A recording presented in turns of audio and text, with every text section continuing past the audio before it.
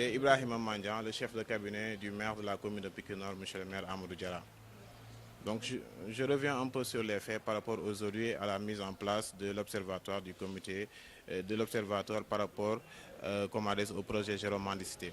Alors je dis que récemment on avait mis en place un comité qui devait se charger de faire la cartographie des daras de Pikine Nord. Il y avait 40 daras qu'on avait sortis et parmi ces 40 daras, il y avait tout simplement 4 daras qui mendiaient. Et aujourd'hui le comité est installé pour faire en sorte que à Pikine Nord, il n'y aura pas de mendiants. Et pour pallier à ça, il faut que le comité soit en quelque sorte en veille et aussi alerter ceux qui sont les responsables. Maintenant, aujourd'hui, par rapport à ce comité, il y a le chef de quartier dans le quartier où il y a beaucoup plus de mendiants et que ce chef de quartier a été nommé comme le président. Et moi-même qui suis là en train de parler avec vous, je suis son secrétaire. Donc c'est pour mettre en place ce comité de veille et que le comité de veille doit aussi prendre en charge tous les autres types de mendiants qui ne sont pas seulement ceux qui sont dans les daras, mais aussi d'autres personnes. Mais comme le projet est un projet qui vise les daras, donc il faudra faire étape par étape. Et la première étape, ce sera l'étape par les daras. Ok, donc si on revient à la cartographie, comme j'ai dit, la plupart des daras de Pikine, des talibés de Pikine Nord ne mangent pas. Donc pour dire que ceux qui mangent le plus ne sont pas de Pikine Nord. Et pour régler ce problème, le comité mettra en place avec l'arrêté municipal du maire que nous proposons pour que tous les enfants qui ne sont pas de Pikine Nord et qui mangent, qu'il y ait au moins des personnes qui vont s'en occuper. Et maintenant, ces personnes-là seront outillées dans la mesure où ils peuvent arrêter ces mendiants qui ne sont pas de Pikine Nord, mais aussi dans la circonscription communale.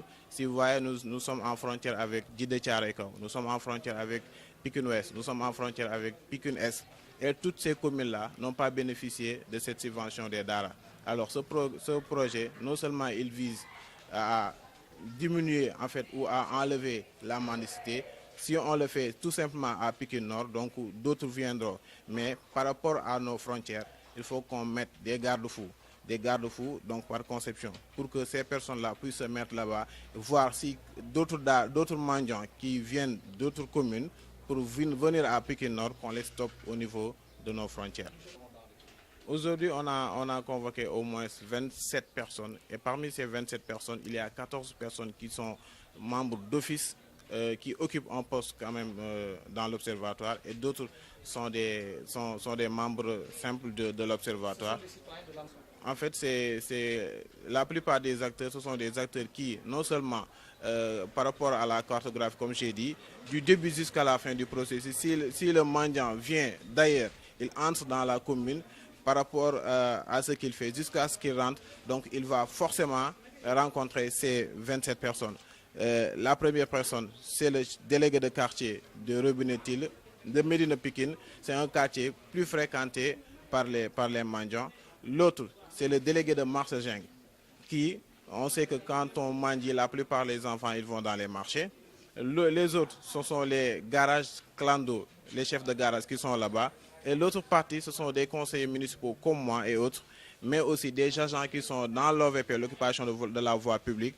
Eux tous, ils rencontrent ces mendiants-là. Alors, c'est une conception qu'on a essayé de faire pour, en même sorte, tirer par tous les composants qui peuvent récupérer ces enfants.